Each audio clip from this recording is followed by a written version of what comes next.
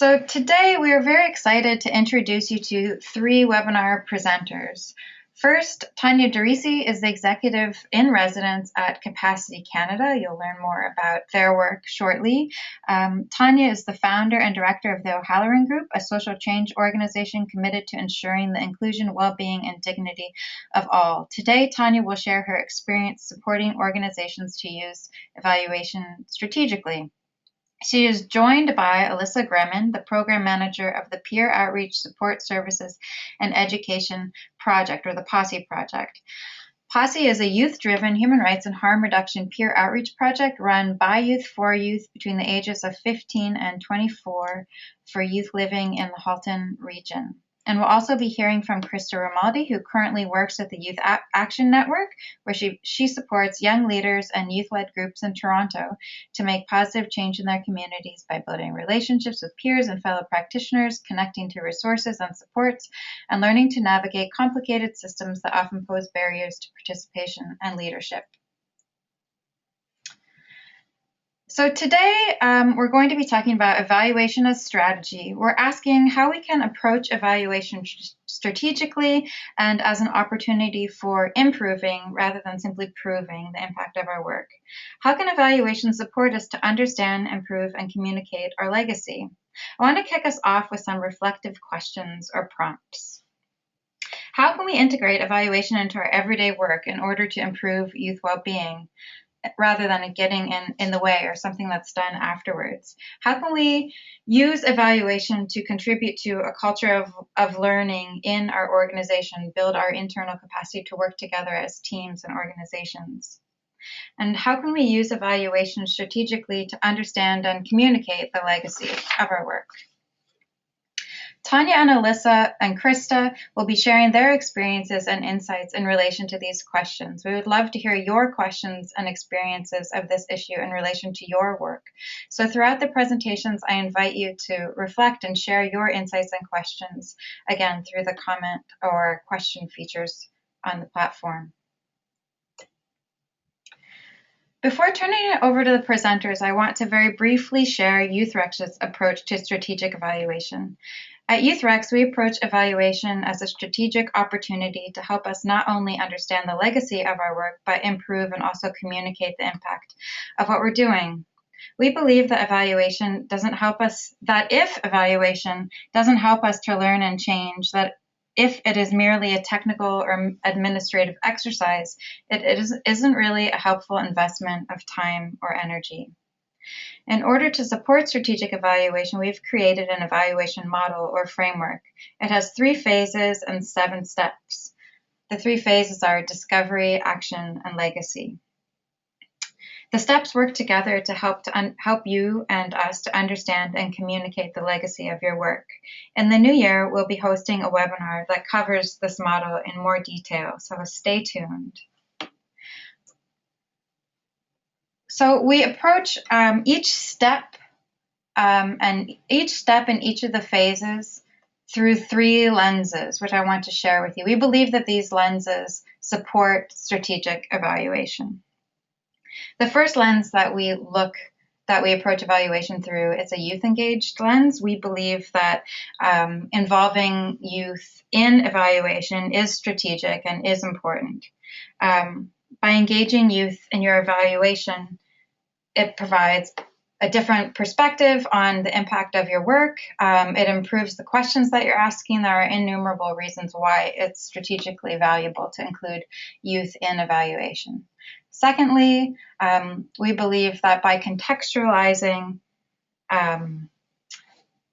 a contextualized approach to your evaluation that is incorporating multiple lines of evidence, multiple forms of knowledge into your evaluation, rather than simply one method, one form at one point in time, you have a better chance of improving your understanding, deepening our understanding, and also improving our practices.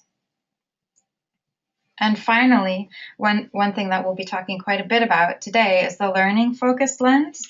The learning focused lens asks really about what do we do with what we've learned through the course of an evaluation? How do we apply our findings? How do we share them? So I like the hot tip here. Good evaluation is not simply about presenting evidence related to program processes and outcomes, but how to use these findings and insights to strategize in order to do our work better. That's really how we get to the legacy phase. The final phase in the YouthREX model is by strategically incorporating all these approaches so that we can learn internally, share with each other how to improve our work, and how to communicate out what we've learned to our stakeholders, to the community. It's an opportunity to engage different people strategically in your work. So at this point, I'm very happy to turn it over to Tanya, who will take us through her experience and her work with Capacity Canada in more detail. Thank you. I have just taken control of the screen here so that we can continue with the webinar. And first of all, I just want to thank Rebecca so much and YouthREX for inviting me to share with you some of my experiences doing program evaluation, particularly, as Rebecca was saying, as something that's more strategic and useful for an organization. And I just wanted to, start off by saying, strategy or being strategic is like one of those words that we throw around a lot. Like, is it strategic? Is it innovative? Without always thinking about what that actually means. And so when we talk about evaluation as strategy, what we're really talking about is, to be strategic is to work in a manner that's directed towards the achievement of specific goals. So to be strategic is to make thoughtful decisions, design, develop activities that are all focused towards that goal development, and being able to cut out the noise around what matters and what doesn't, and really focus. So when we talk about evaluation with strategy, what we're talking about, as Rebecca noted, not so much evaluation as a technical exercise, but really thinking about it as how can it be a source of information and how can it be a source of real learning so that you can understand your program, what's working, what's not working, and then gain the kind of insight that you would need in order to design new activities, new ways of engaging youth or other stakeholders, and really helping yourselves move forward. Because I think we're all coming from the place of having the social change imperative where we're working towards social impact, and I believe that evaluation needs to serve that at every step of the way. So just a little bit about Capacity Canada. I am executive in residence here, which means that I do coaching, mentoring, support around evaluation, and some of the other work that Capacity does. We also do a lot of work on board governance, technology, strategies, storytelling, all the kinds of foundational things that help make organizations in the nonprofit sector strong. So no matter what level you're at, Capacity Canada exists to help folks get to that next level, really focusing on bringing the ideas, people, and resources together to drive social change. EvaLU is one of our programs. It's funded by the Ministry of Citizenship, Immigration, and International Trade, and it's designed to, similar to YouthREX, but a little bit more broadly in terms of the nonprofit sector overall, develop evaluation capacity, because more and more people are being asked to answer the question, what difference are we making? And evaluation is one way to help figure that out. So whenever I start to talk about evaluation, I often liken it to telling people that I'm a dentist, and that people kind of think or know that evaluation is important. It's, they have to do it, their funders require it, but they really find the process rather painful. And there are a number of oftentimes when I start working with somebody around evaluation, the first thing they say to me is, I hate evaluation. And I totally understand where people are coming from, because often it is. It's top down, it feels disconnected, especially for frontline workers who have, or people who are right there on the ground, who have so many other things to think about and care about, that, and when evaluation doesn't feel connected to that work, it absolutely feels that way. So in terms of what we're trying to do with evaluation and where we'd like people to get to is really this understanding that evaluation is something that can work for you. You know, at its very heart is learning and finding the kind of answers to the questions that matter most. So, you know, you could invest a lot of time in designing a really rigorous research study in order to get sort of some answers, but if it's disconnected from what matters to people, if it's not integrated, if nobody reads it, if it's not, you know, something that anybody pays attention to, then it's not really that useful. And we really want to focus evaluation on something that's useful, and so that it can facilitate making decisions, developing strategy. And when you find that right balance, it's when you've engaged stakeholders in the process, talk to folks, find out what matters to them, and then find that balance between what you need to move forward, as well as what's required by your funder. And when there's alignment between your program and what the funder is asking for, then that balance is not so hard to achieve. So, you know, where do we start? We talked about evaluation strategy, needing it to be useful. How do we actually do that?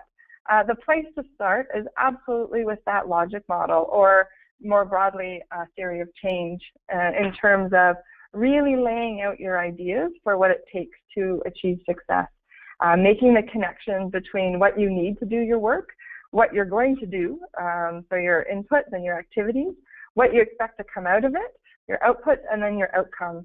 And I think YouthREX has also done some capacity building around logic models. So just as, you know, a very brief introduction or overview of that idea, a logic model really lays out your hypotheses. It's your best guess about what you think it's going to take to achieve the kind of outcomes or goals that you have. And when you're designing an evaluation from a more strategic place, your logic model is the place you start to think about, you know, what do you actually need to learn? What do you know really well? What are you confident in? Where are your uncertainties? You might have a strategy that you think, or a set of activities that you think might be useful or helpful, or something new that you're doing that you haven't tried before, but you're not quite sure what the outcome from that will be. So really thinking about what you know, what you don't know in that logic model is a place to start for developing evaluation questions.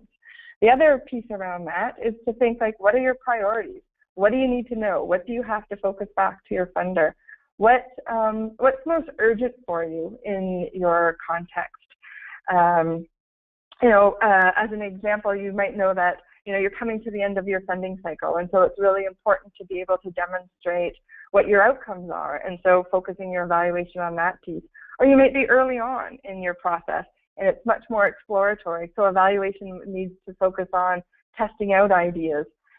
There is no one right set of evaluation questions. The best questions are the ones that meet your needs in the situation and context that you're in.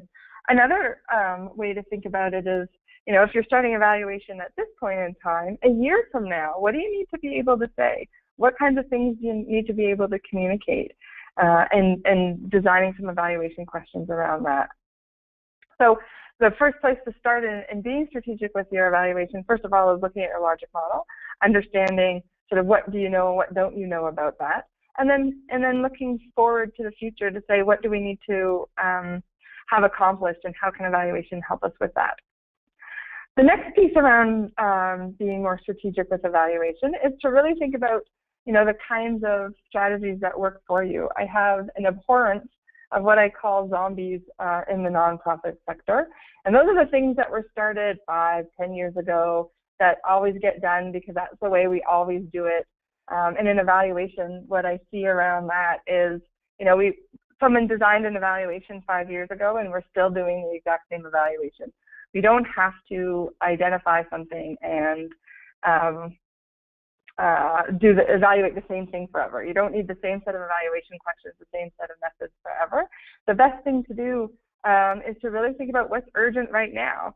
Gather the kind of data you need, learn what you need to, and then go back to your evaluation and refine those questions to go either deeper on a piece that, you know, is still not clicking, or where you've learned and you can move forward, try tackling something new.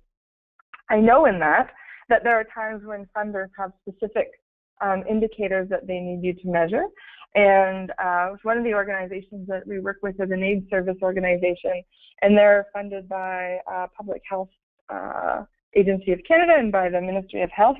And the two indicators that those funders need to know is, are the strategies reducing or are the strategies promoting safer, healthier behavior, and are the strategies increasing knowledge? So on our evaluations, we always make sure that we ask those two, capture data on those two indicators, but around that, we build what's current, what's relevant, so that the evaluation can then feed into what the organization needs. The last tip that I have there is around satisfaction questions. And I think we often get caught in asking about satisfaction, because I think that's often our model from market or consumer research is, how satisfied are our customers or our clients. But as far as I know, I have not yet encountered an organization where their mission is about increasing client satisfaction, or their vision is to have a world of satisfied customers. But they're focusing more on those change aspects. So an evaluation, if you put aside those satisfaction questions and focus more on the heart of what you need to learn, again, that will help you be more strategic. So other ways to create strategies that work for you comes to how you collect data. There are lots of different ways. You can be as creative as you like with your data collection. What makes data collection good is that it's systematic, that it's consistent, and that it creates the opportunity to find both sort of evidence that confirms or that's positive, but also it creates the opportunity for find things that are unexpected as well. But other than that, you can really be creative in how you collect data. So we have often switched from using really formalized surveys to doing postcards that are shorter, targeted, prettier. People like filling them out more. We use a lot of wrap-up conversations, particularly with youth, where dialogue and conversation is really a great place to explore and go deeper.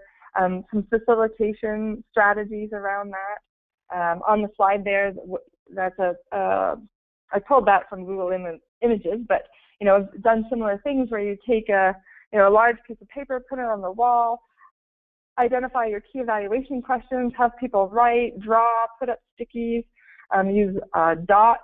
One time we were doing an evaluation with the Boys and Girls Club, and we were looking at evaluating after schools programs.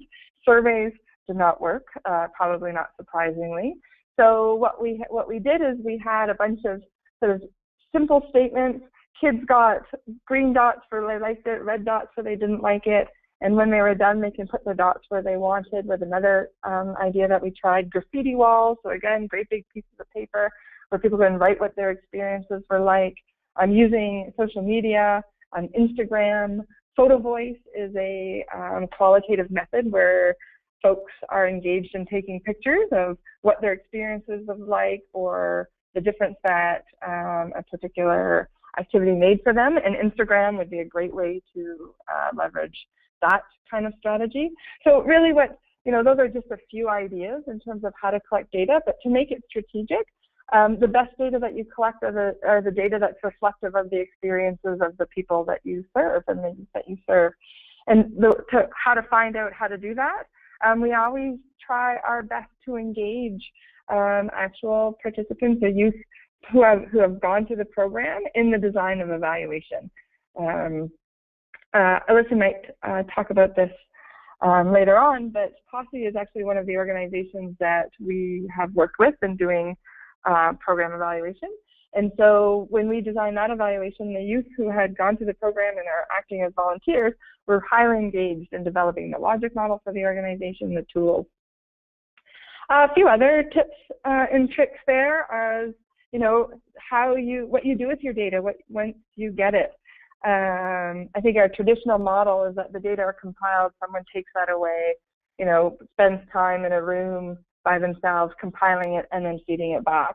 And what we try to do, and I think also works really well for being strategic, is to analyze data collaboratively. So I've called it here, have a data party. Formally, we would call that collaborative analysis. And there are certainly resources online that can tell you a little bit more about how to do that. But basically, the idea is to bring sort of people together who have have either, some participants, some volunteers, staff, other stakeholders that might be relevant, and just engage them and like, what does the data mean for you? What do we see here? What does this mean for our program? What insights emerged? What was unexpected? Were we roughly right? Where were we off base?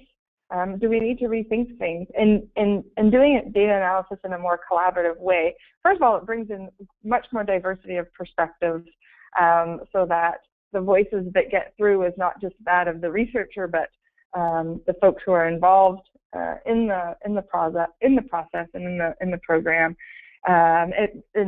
More voices means greater insight, greater diversity, and it also helps to facilitate buy-in into the evaluation findings, so that when you come out of a session like that and you have some recommendations for how to move forward, the folks that you need at the table to help you implement those recommendations have, some of them have already been part of the process that led you there.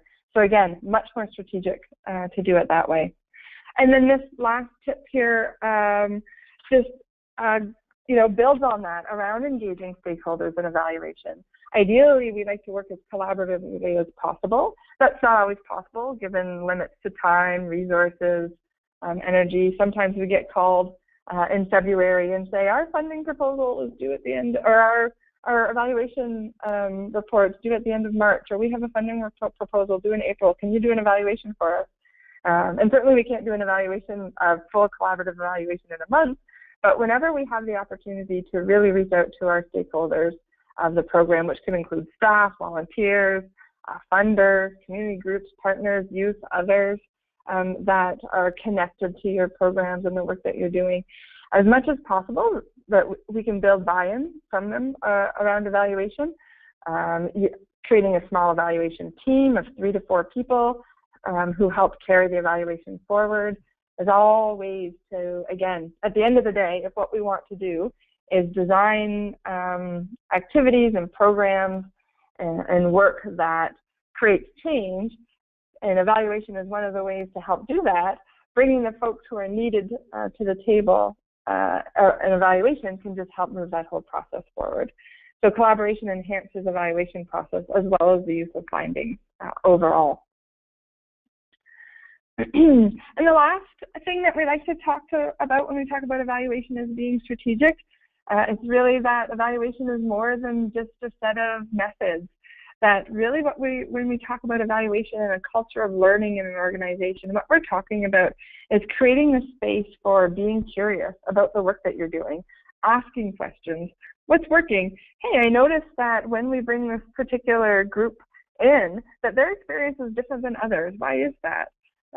Or, we tried this out and it really worked well. Why is that? Or we're not getting the leverage that we want to with this one community partner. Why is that? So just continuing to ask yourselves and challenge what's working, what's not working, what can we learn from this process? And absolutely, a formal evaluation can achieve a particular set of goals, but if you don't always have the resources to do the more fulsome evaluation, just building evaluative thinking into your everyday practice. So when you come together as a team, often we spend a lot of time doing program updates, but shifting sort of the balance away from updates and more to asking reflective questions, challenging our beliefs about things, challenging our assumptions. What are we taking for granted? What are we assuming? What needs to be true for the work that we do? And just creating the space for going deep. We're really good at planning activities. We can all brainstorm a laundry list of activities to do, but when we sort of create the space for being a little bit more reflective and building in that evaluative thinking, we can help narrow that laundry list down to be more strategic. So taking that learning approach and connecting the learning once you've got it to decisions and design. So we spent some time, we learned a bunch of stuff. We know that this aspect of training works really well, that this aspect doesn't work so well. How are we going to change what we do in order to do a better job of achieving our goals and bringing that data in as much as possible?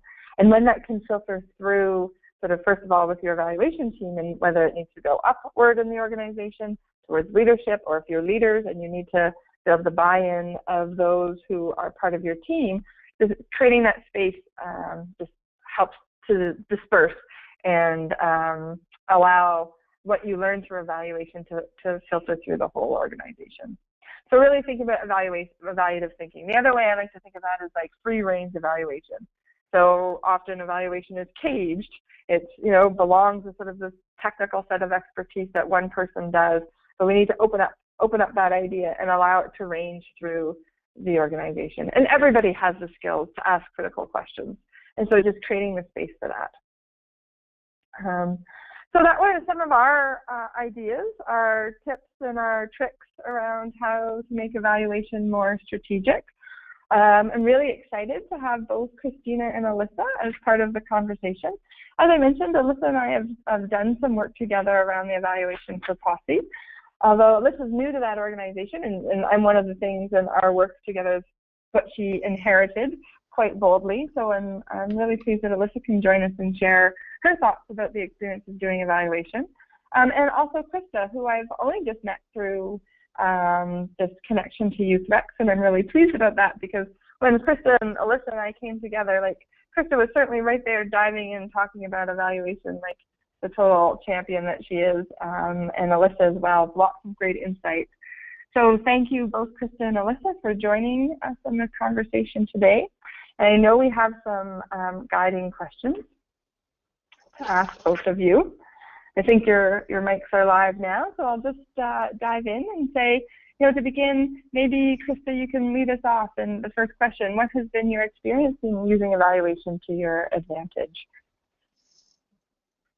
Well, for me, one of the things that I always start by doing is creating a logic model. And because of the type of services that I offer, I actually usually do that sort of in isolation. So I haven't really engaged with potential participants yet because we don't know who that group is. But I do try and do it before, say, looking at a funder's program. And I create a logic model or a theory of change based on evidence, as well as experience, and just listening to what past service users have said. And I build a logic model, and I identify the outcomes that I really think are the most important. And I intentionally do that prior to sort of seeking, say, funding for two reasons. One, it actually helps me find alignment with funders, so I feel like when I go to a funder or a partner, I'm looking for the right fit. I know what we're trying to get out of it, or I have a good sense of what we're trying to get out of it, and I also can see how different funding programs would fit in, and identify if evaluating for those funders and those other stakeholders would fit into the program in the evaluation, or would it drive it off course. And the other thing is that logic model identifies shorter term outcomes, and those short-term outcomes really help with the monitoring and like the process evaluation piece, which I think is really important and sometimes overlooked. We keep talking about sort of the final outcomes or the impact, and while I think that that's really important, I think it's we have to constantly be gathering information, because that's what dictates or that's what tells us how effective our programs have been, and if we need to revise them, if we need to change them, if things aren't working. And so that's generally how I try and start, is just from really going from what I know and what I've learned, and build from there. Excellent. Thank you, Christa. What about Alyssa? What are some of your thoughts here?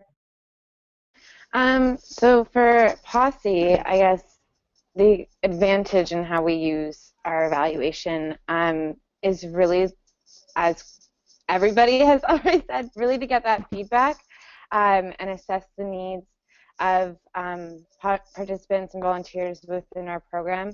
And then also to assess our impacts. It gets a little challenging, which I'll talk about in a little bit, but really that's one of our most advanced, I don't know what the word is now, I'm blanking, oh my goodness. It's the most useful way for us to use the evaluation, but furthermore, even in terms of making deliverables and working from that logic model and planning things and engaging people and getting all those pieces together. Then when we have applied for funding, in 2013 we applied for 2 different grants. We got both of them, and I think that part of that was definitely due to the fact that we included some pretty specific deliverables based on evaluations that were previously done that set a baseline for us and allowing us to see what we could achieve as a program and what we could deliver in the future for different funders. So that definitely helped us too. Excellent. And I'm so glad, Christa and Alyssa, to hear you say that how valuable the logic models are for you, because oftentimes I think folks just dive right into measuring, and logic models really is what lets us step back and be thoughtful about that process. So then when you think about what has your experience been like engaging stakeholders in evaluation and how you've managed those tensions? Alyssa, did you want to take a crack at that one? Sure. I got lots to say about this one. Posse is a unique program in that it bridges health outcomes and determinants of health and things like that, as well as social services. So our harm reduction-based programming really focuses on reducing HIV transmission, Hep C, overdose, things like that. So basic health outcomes. But then through our volunteer program and things like that, we're really helping to empower young people and build their skills and things like that, build their capacity. So it's amazing that way. But it has its own challenges when you bridge that, because then you appeal to many funders, but when you appeal to many funders, you can end up with funders who have conflicting or different ideas around what you need to deliver, what you need to evaluate. So challenges around engaging our funders as stakeholders can need some negotiating, some compromising, and then at the same time recognizing, well, what do we need for us to be able to talk to more funders and future funders and things like that. So that's one of our pieces. Another piece is the population that we deal with, mainly being youth, but also extremely marginalized youth is really where we focus a lot of our attention. So the ones that aren't receiving services other places, the ones that are facing multiple barriers and things like that, the ones that are using substances or at risk of homelessness. So when we're working with those populations, engaging them and finding out the impact that we're having on their lives can be really difficult. Because they're transient or they're all over the place, or they're just not really interested in a survey or coming in for a focus group or things like that, which is totally valid. So, but in terms of impact on these individuals, that can be difficult. One thing that I think worked in the past and that we're reinstating now is that as was said before, kind of that everyday evaluation. So keeping track for our own records, what people are telling us qualitatively, and putting it into quantifying categories that we can keep track of, that X many people have, told us that this is a barrier for them. X many people have told us that this is really working for them on an everyday basis. So that's our challenges with engaging some of our youth members. And then with our volunteers too, surveys, they don't like them. They really don't like them. So getting creative with live journaling or other ideas and testimonials and just basic postcard surveys has been our approach, and it's working as well as I think it could. So that's been exciting. But really, I think that's there's a lot of challenges and when you have it, and then we also have our agency members. We have collab members that govern our program. There's 14 different agencies that all kind of have a say in making sure that Posse is meeting its mandate and Posse is doing what it needs to do. So do we need to engage them in evaluation? Absolutely. What do they want to know? What do they want to show our funders? What do they want to do about everything? And then how are our relationships collaboratively impacting our community is another piece. So when do we evaluate all those pieces? How do we evaluate all those pieces? Can always be a challenge. and it takes a lot of negotiation and a lot of focus and a lot of conversation with all these different people to hash that out. But in the end, you end up with this really wonderful piece of work, so that you can build off of. So I'm very excited for that. Yeah, I think you're absolutely right. That negotiation piece, right? It's always, evaluation is ongoing. It's not one thing that you do and then it's done. It's, especially when you take that learning perspective, negotiating. Christa, what are some of your thoughts? Well, I mean, that's pretty impressive, Alyssa. You guys have a lot of stakeholders to manage. But I think you mentioned some really key points there. One of the things that, and as I mentioned, I usually sort of design the program in isolation, largely because we don't really know our service users until we actually offer and start having them come in. But being flexible. Recognizing that what we think we're going to measure at the beginning might not be what we're measuring halfway through the program or by the end of the program, and allowing that sort of logic model and that evaluation plan to flow and change as we learn new things and gather new information. So I think that part's really important. I also think there's a real benefit in knowing and having trusting relationships with your stakeholders. And I know that that's a challenge, especially oftentimes with funders. You know, there's that tension of who holds the power and what are my parameters. But I actually find that the more you engage funders and partners and other stakeholders, and the more you have honest, candid conversation about where your challenges are, where you're having successes, things that you think need to shift or change, and why, the more people are open to accepting changes. You know, funders will always have things that they have to count, that they have to take care of, that they have to report on, and I understand that. You know, it's public dollars, or they have to report to a board. Like, they have the same limitations that we do oftentimes, but the deep conversation and the building relationships piece is key to making sure that everybody gets what they need out of the evaluation. And I also think it's a really key way for funders to also learn more about the work that they're doing, and learn where they might need to make changes and where they're facing challenges. Because they know, most funders I've worked with know that they don't have all the answers. They know that they're learning the same as we are, and so recognizing that this is learning for all of us. And I think it's really important to sort of embrace failure. I know it's really tough when you feel like you're trying to demonstrate to a funder to keep funding, or look at all the impact we're making, and we are making impact even if we are failing in some aspects of our work. And I think, I mean, one, knowing your funder, knowing who's more open to hearing those stories and who maybe you can't share the same amount of stuff with is one thing, but being able to share with them when things don't work out. And I think more funders are more open to that than we realize, or than a lot of us even give them credit for. I personally, I've worked with funders in public and private foundations and at municipal and provincial level, and I've never had a funder come back to me with sort of a punitive or a disciplinary response when I've said, look, this just didn't work out.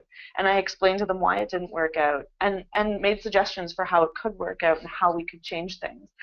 Some are more responsive than others, but I've never had anyone come back to me and say, well, we're going to take this away from you, or as a result of me being candid. And I think in the end, it's a great learning experience for all of us. Christa, I think you make a really good case why to pay attention to process evaluation. Because when you do pay attention as you go along and see how things are working, like, hopefully the idea is that then you learn as early as you possibly can when something is going off track. And then you can have that conversation with your funder. Yeah, I think that for funders is a lot scarier when you get to the end of 2 or 3 years of funding and are like, oh, it didn't work, versus talking to them 6 months in, or 4 months in, or 8 months in, whenever you figure it out, and say, something seems off course here. We're thinking of revising our logic model, or we're going to revise this program activity, or this approach isn't working, and then you shift. I think funders are actually pretty open to that most of the time. Yeah, absolutely, absolutely. That's been my experience as well. And even when we were working on the posse evaluation, there, as Alyssa mentioned, there's a lot of folks to be accountable to, and sometimes you have to take a step back with them and just really kind of work together through some of those tensions and challenges. I think now we have time. Thank you both, Alyssa and Christa. That was so awesome, so insightful. I think now we have some time for questions. For the question and answer, I think Rebecca's going to be facilitating that part of it. So I think, Rebecca, do you have some of the questions that have come in, or has there been any questions? Yeah, there have been questions. Thank you, everyone, for your insights. And I welcome all the participants now to, if you have a question you'd like to put to any of the presenters, to just type it in the question box right now. But we have received several, so I'll start us off. The first that I'll share with you is really a methods question, and it's in response, I think, to the recognition about the challenges of people's willingness to do surveys. And so you're using creative methods or developmental methods, ongoing everyday methods to evaluate your program. And so this person is asking about how do you track your difference if you don't do a pre and a post? If you're avoiding surveys in the post-evaluation, how do you go about doing a pre-evaluation, or is that not relevant? So I think what they're trying to ask is, or they are asking, is around the tension about between being strategic and the tools that are available for measuring impact. So I wonder if you could dive into that a little bit. Yeah, so actually, I don't think there is an incompatibility at all, because you can do a pre and a post and not use a survey. So the whole idea of a pre and a post is that you collect data, obviously, at the beginning of your program to sort of get a state of how things are with your, with the participants or the community that you're serving. And a post is you do it after you have run some kind of intervention, so be activities or strategies. An example where we've done that without using surveys, and definitely in a more qualitative format, but we were looking at, so outside the youth sector, but we were looking at a healthcare intervention where it was about folks who, people's interactions with the healthcare system. And so what we did is at the very beginning, we collected stories from patients and caregivers about what that experience was like. And use those stories to create like an understanding of what happened, or what that experience was like, what was challenging about it. And then at the end, we went back and collected stories again and looked to see the difference between what the experience was before and what the experience was like after. And in that situation, stories worked really well because it was a very individual, experiential-based kind of intervention that they were working on. But you can do the same kind of, all those creative data methods, methods for collecting data, you can do at the beginning to get sort of the state of the situation, and also at the end. So it doesn't preclude a pre and post at all. Mm-hmm. And in terms of deciding qualitative or quantitative, it just really depends on the kind of information that you're collecting. Mm-hmm. Right. Did anyone else want to chime in? I have other questions in the queue. No? I've done one of the programs that I did. We used there was like an application process, because it was sort of one of those programs where people were sort of vying to get in. But even when you frame something as an application instead of a survey, if you ask for similar information, I find you actually get a better response, because people see it as like a requirement to get into the program. It also gives the program sort of more of a it's more desired, so people are a bit more willing to participate in the application process. But I've also done sort of in-person intakes. So I might be filling out a form, but they don't necessarily know, like they don't see it, so it doesn't feel like a survey, it feels like a conversation. I think that might be limited to like how many people are in your program, or what size of like population you're working with. But with the programs that I offer, especially because there's sort of like a staggered intake process, I actually find it's quite beneficial. Thanks. That's cool. Another question came in, I think is a very interesting question, about how to overcome fear in your organization, that by taking kind of a developmental evaluation approach, that you won't be able to measure. So I think it's kind of going back to the fear around using new methods sort of creates those evaluation zombies, Tanya, where you use the same tool again and again and again and again, and then someone proposes answering the question using a different form and receives some resistance. So have you, because measurement seems quite important. And I think we also have to, you guys are talking about working with funders that were quite responsive to hearing your challenges and so forth. But I wonder if there are cases where you absolutely must measure, finding a balance potentially, or so. Yeah. I'm adding to this person's question, but the question was really about ways of overcoming fear in the organization for moving away from tried and true techniques. Yeah, I think so. To answer, I guess, kind of both those questions, I think I gave the example of the organization we work with, who's funded by the Public Health Agency of Canada and the Ministry of Health and Long-Term Care. And my experience, while I'm sure there are wonderful people who work in both those places, that they don't tend to be the kind of funder that is really open and does have really structured expectations about the information that they need to get back. But in terms of their expectation, they're looking for two core pieces of information. One was the increased likelihood of adopting safer and healthier behaviors, and the other was the increase in knowledge and education around sexual health and harm reduction. So we always measure those two indicators.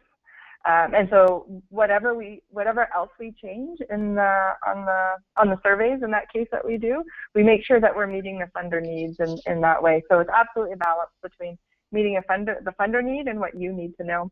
As far as the fear, again, it comes back, I think, to something that Alyssa mentioned around just really, and Christa as well, like building the trust and negotiating and having the conversations. Evaluation, I have found, is always a challenge. Or anything is a challenge when you start something new, and certainly there's no expectation that you would change everything all at once. But being thoughtful about where do you have a little bit of wiggle room to perhaps try some new methods, or experiment a little bit to begin to increase people's comfort level, help them understand different ways of doing it, all within this sort of all within sort of the circle of learning. So we want to learn more, and what is it that you want to learn? And we often engage staff in conversations about what they're interested in and what they're curious about their own programs, and that's the starting point for the building of an evaluation framework. And when folks can see themselves in the plan and see their interests and see what their priorities are, it certainly helps. Not that, again, it's always a balance and it's always a negotiation, and it's not that everything that, if staff come up with 150 questions, those aren't all they all don't automatically the framework. Just, as a starting point, conversation is a great place to start. Thanks, Tanya. One thing that's interesting to me in looking at the questions that are coming in is that the majority of them are about methods. um, are about tensions between quantitative and qualitative and baselines and measurements. So it seems to me like we're running out of time, and these are quite complicated questions, and it speaks to a need for us to plan a webinar that focuses on different tools and strategies and so forth. For example, people are asking a lot about the making meaning from creative evaluation methods. They're asking a lot about what kind of evaluation methods really engage young people. We could do a whole webinar on that. And then there are questions around the baseline pre-post, a lot of questions around managing that. I don't think we can get to them all, although Alyssa, I think you might have some feedback around specifically what methods might work with young people. And then another question that's different that I think both Christa and Alyssa can respond to is around your experience of working with a third-party evaluator and helping you to be strategic, pros and cons, whether you would recommend doing it internally or working with someone external. I know both of you have worked with external and internal evaluations. All right. Which question did you want us to answer first? I'm looking at the clock. We're running out of time, so whichever one you. Well, you can answer both of them. And maybe you could just, Alyssa, you are the one who mentioned that you were using some more creative methods with people who were not into taking surveys. So maybe you could just kind of briefly share what those are, and then we'll plan a follow-up webinar that goes into them more in depth. And then if you could talk about your experience working with a third party, and then we'll ask Christa too. All right. For youth engagement, I find anything that's moving. So doing value statements, where you get people to move around the room and tell you where they sit on a sliding scale of values can be really useful, and then do it again at the end and see if that's changed. You can record it through dots on a piece of paper and see if there's been a switch in dots on the paper, and things like that can be helpful. The postcard surveys, focus groups, depending, but always having a discussion, like a true, honest discussion that's not top down, but truly, let me hear your voice. I have some prompts, but give me your feedback, can be really, really useful. What else do we do? Live journaling, we're trying. We've done the photo campaign in the past. I forget what Tanya called it. Tanya's got a whole list, so she knows a whole bunch of things. But those are just some things that I've seen or experienced that were useful and had a good response. Definitely more so, but people do seem to like the postcard surveys too. It seems to be new, and they're kind of like, okay, this is more manageable than a sheet of paper. So that also helps if you kind of want a nice even keel in the middle ground. And then, I forget the second question. It was about your experience working with a third party, an external evaluator. I can hang up if you like, Alyssa. I think that it's the con. I think the biggest con is cost. The fact that most third party do require some cost, and you have to build that into your funding proposals and kind of think ahead that way, or make a special ask.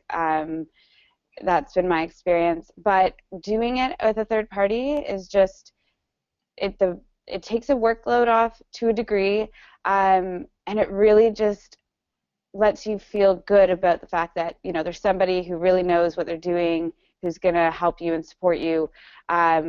Personally, when I've done evaluations on my own, I can get very overwhelmed very quickly, and struggle along the way and not really know, or even certain things like languages. I've been a part of different projects where people are like, participants will show a 90% increase. Well, that's really difficult to show sometimes, depending on what you're measuring, whereas saying 90% of participants will show an increase, of whatever, can be a much better way of doing that. But if you don't have that evaluation background, you might not know that, and you might kind of dig yourself a hole that you weren't ready for. So I think working with third party, if you can do it, do it. That's my suggestion.